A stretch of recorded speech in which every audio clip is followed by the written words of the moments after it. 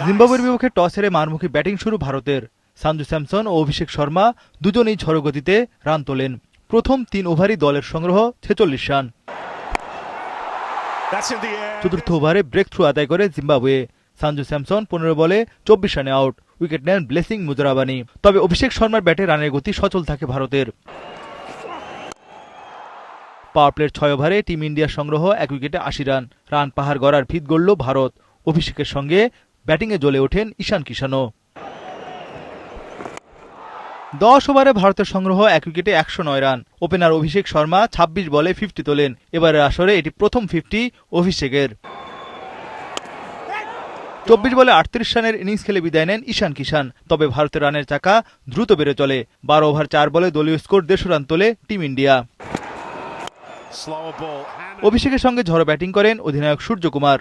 ৩০ বলে ৫৫ রানের ঝড়ো ইনিংস খেলে আউট অভিষেক। সূর্যকুমার আউট ১৩ বলে ৩৩ রানে। শেষ দিকে ঝড়ো ব্যাটিং করেন হার্দিক পান্ডিয়া ও তিলক ভার্মা। এতে ২০ ওভারে ৪ উইকেটে ২৫৬ রান তোলে ভারত। হার্দিক ২৩ বলে ৫০ ও তিলক ভার্মা ১৬ বলে ৪৪ রানে অপরাজিত ছিলেন।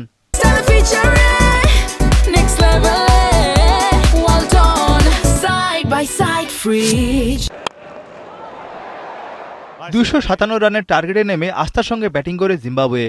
ব্রায়ান বেনেট ও তাদিওয়ানাসে মারুমানি দুজনেই ছিলেন সাবধানী। ৬ ওভারে জিম্বাবুয়ে তোলে বিনা উইকেটে ৪৪ রান।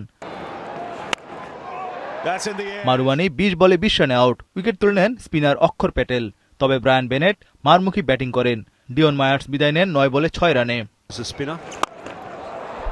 ১০ ওভারে জিম্বাবুয়ে তোলে ২ উইকেটে ৭৩ রান। বাকি ৬০ বলে দরকার আরও ১৮৪ রান, যা একেবারেই অসম্ভব জিম্বাবুয়ের জন্য। বেনেট আসরে তৃতীয় ৫০ তোলেন ৩৪ বলে। ১৫তম ওভারে শিবম দুবে খরচ করলেন ২৬ রান। বেনেট ঝড়ো ব্যাটিং অব্যাহত রাখেন। রাজার সঙ্গে বেনেট গড়েন ৭২ রানের জুটি। সিকান্দার রাজা ২১ বলে ৩১ রানে আউট। তবে ব্রায়ান বেনেট লড়াই করে যান শেষ পর্যন্ত। ৫৯ বলে ৯৭ রানের অপরাজিত ইনিংস খেলেন তিনি। আসরের দ্বিতীয় সর্বাধিক ২৭৭ রান তোলেন এই জিম্বাবুয়ান। ২০ ওভার শেষে জিম্বাবুয়ের সংগ্রহ ৬ উইকেটে ১৮৪ রান। ৭২ রানে জিতে সেমিফাইনালের আশা বাঁচিয়ে রাখল টিম ইন্ডিয়া। এতে এই গ্রুপ থেকে শেষ ৪-এ উঠল দক্ষিণ আফ্রিকা।